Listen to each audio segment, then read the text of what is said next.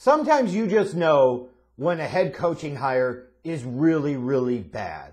And not with the benefit of hindsight or waiting a year or two to be a revisionist and be like, ha ha ha, Johnny come lately. Like, you know from Jump Street, day one, this was a stupid hire and it's going to backfire. Two recent examples to me of that were when the Buffalo Bills hired Rex Ryan immediately after he got fired by the Jets. It was a dumb move at the time. I called it out, and it was proven to be just that. Again, not hard to figure out. You already saw this guy in your own division. He ultimately failed there, so you want to bring him in because you think that's what you want. And then obviously, most recently, the Jets and Adam Gase.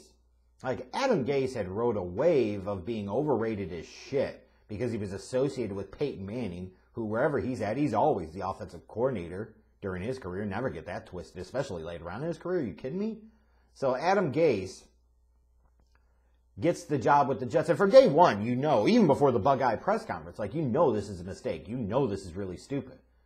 When you looked at his time in Miami and how he was pissing people off and how he screwed around with Tannehill and, you know, players wanted to get out of there. Like, warning signs, major warning signs. And you played him twice a year and he was in your own division and he got fired and you decided that you wanted some of that action.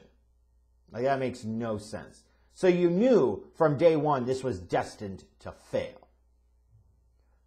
In a lot of cases, though, it's really hard to truly know when a head coaching hire is going to work. Sometimes it's obvious that they're not going to. But in most cases, it's really, really hard to know whether or not it is going to work. Now, certainly when, let's say, the Kansas City Chiefs hired Andy Reid, you knew that was going to work. When the Arizona Cardinals hired Bruce Arians, you knew in the short term, that first couple of years, that was going to work really well because he had that long run in 2012 running the Colts. Like, those are examples of where it's really obvious, you feel confident, like, these moves are going to work. But in a lot of cases, it's just hard to know because it's not always just about the head coach themselves, but in a lot of cases, you look at these guys, and more often than not, they go from being a coordinator, which is like a regional manager, to being a, you know, vice president or president of an organization, if you think about it in relation to the real world. Like, the scope changes, the perspective changes, and where these guys were really able to focus and stay in their lane and focus on this one thing, now as the head coach, you got to oversee everything and you become more CEO-like and you got to be more about decisions and you're involved with all the game plans, but you might not be able to totally dive into any one thing. Whereas if you're a defensive coordinator or an offensive coordinator, you can really dive into this one space. And you could build relationships with that one positional group or that one side of the ball. Now you got to manage egos across the board on the entire team. As an offensive coordinator, you're not really having a ton of direct interaction with the general manager and, you know, directors of player personnel and directors of college scouting. Well, as a head coach, you certainly are going to have that. There's just a significant uptick in the amount of responsibilities associated with going from a coordinator to being a head coach. And a lot of times, until a guy gets into that role, it's truly hard to know whether they're really suited and cut out for that or not. Some guys are, some guys are not. That's just the reality and the lay of the land. But you can certainly look at some guys and say, man, I would make a big, strong bet that they're going to work out. Now, it doesn't control, like, who's the general manager and what they do in the draft and what they do in terms of free agency. Like, there's still a lot of other factors at play. But when you look at the nuts and bolts of the fundamentals of what certain candidates bring to the table, you look at them and you say, that guy's got something, that guy's going to be a success, period. And when I look at Robert Saleh and the fact that the New York Jets of all teams, the Jets, went in the anti-Gase direction and hired somebody the quality of a Robert Saleh, like, I look at this move and I say, this has to be destined to work. If in a few years from now it goes wrong, in a few years from now it doesn't work out, then I will absolutely eat crow on it. And I'm not going to sit there and question the Jets for ever hiring him or calling them stupid for hiring him. I'm going on record and saying I 100%, 1,000% agree with the hire for Gang Green. Because when you look at Robert Saleh and you look at his coaching resume, you say, hey, his most relevant recent example was with the San Francisco 49ers as their defensive coordinator the past 4 years. And in particular, the last 2 years worth of work, he had a quality unit. Like, he had an elite defense in 2019. It was the foundation of why that team ultimately went to the Super Bowl that year. They were second in the league in yards allowed, eighth in points allowed. Like, you look at that team, sure, they had a lot of talent, but damn, he got the most out of that talent for sure. So he had one really top-notch season as a coordinator. You say, okay, he didn't get hired as a head coach last offseason. Let's see if he can run it back and do it again. Well, the 49ers didn't have the best year. But when you look at what that defense was able to do, he still had a unit that was top 10 in the league in yards allowed and middle of the road in terms of points allowed. And you say, well, that's a decrease. That's not a good thing. The context is important here.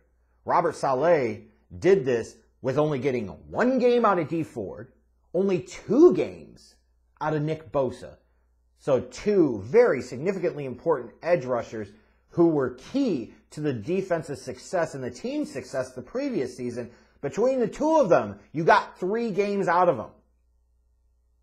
You're also talking about a unit that only got 5 games out of Quan Alexander, 5 games out of Richard Sherman, 2 other key members of that 49ers defense. And let's not fail to mention the fact that their arguably best all-around defensive lineman, DeForest Buckner, was traded away in the offseason for a first-round pick. So you took an all-pro caliber player and replaced him with a Javon Kinlaw, who certainly got upside and is a good player, but he was a rookie. So he wasn't, as a rookie, going to have the same level of type of impact as a DeForest Buckner. So you look at the pieces that he was missing due to injury, the big piece that got traded away in the offseason, and in spite of all of that, he was still able to put out a competitive, threatening defensive unit. Like, that to me is a fantastic coaching job and was a better coaching job than he had the season before. And if anything, should have put to rest any doubts about whether he was that great as a coordinator or if he was just fortunate and benefiting from the fact that he had so much talent on that defensive side of the ball. It wasn't just the defense. He's a big part of that.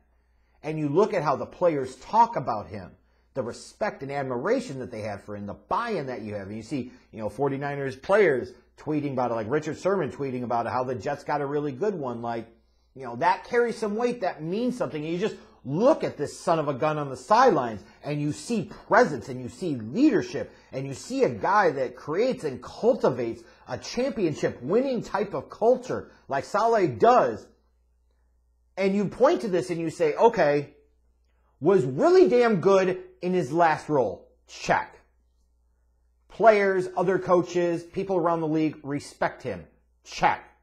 Demonstrates leadership abilities. Check. Can create a positive energy and winning culture in the organization. Check. When you're hiring somebody, you're looking to see how many of those boxes they check. He checks all of the ones that you can check. He really does. So he's absolutely ready. It is absolutely time for him to be an NFL head coach. And, it's just the way it is. Because a lot of cases, until these guys get their first opportunity, they're never ready as it is anyways. At some point in time, somebody's got to take the plunge. Somebody's got to give them a chance. Somebody's got to give them an opportunity. And they prove what they can or cannot do with it. But damn it all, I'm going to bet on him before I bet on some others that get hired this offseason. That's for damn sure. And especially when you look at the situation he's coming into. You already have an established general manager. We'll see just how good or bad of a general manager he is, but you have one in place. So they were involved in the hiring process. You're talking about a team that's got the 2nd overall pick and technically 2 first-round picks when you think about the Jamal Adams trade. So you've got 2 first-round picks. You've got draft pick capital to work with. You've got premium draft pick capital to work with as well. You've got a ton of salary cap space. You're in a position where if you don't want to go with Sam Darnold long term, you could draft a quarterback that you like at number 2 overall and start over the process and rebuild. Meanwhile, for an organization that has invested a shit ton in its defense in terms of draft pick capital and free agency money over the past decade, now you're bringing a guy that knows what the hell he's doing on the defensive side of the ball. So you're going to get positive immediate returns out of that defensive unit that you haven't gotten before just by the hiring of one man. Everything about this points to this is so anti-Jets. Like, this is a good move. A really, really good move. I would be stunned. I would be stunned if we don't see a dramatic turnaround in the Jets in 2021. I would be stunned if they're not winning that division or being a threat to win that division in 2022. And certainly the Bills will be there, and you could anticipate potentially the Dolphins could be in that spot as well. And then who never knows with the Patriots. But man, like, they got a lot of work to do with the Jets. Like, it's not going to be easy, but it can be done. And they have the capital and resources to be able to get it done. But more importantly than that, they've got the right man in charge to lead the way and get it done. I am such a big fan of this hiring. I think the Lions are stupid for letting him get away. I think other teams are stupid for passing on him. And other teams' stupidity, frankly, it seems like has worked to the Jets' benefit. So, yeah. Feels odd to talk about the Jets doing something good. But hiring Robert Saleh, that was a good move.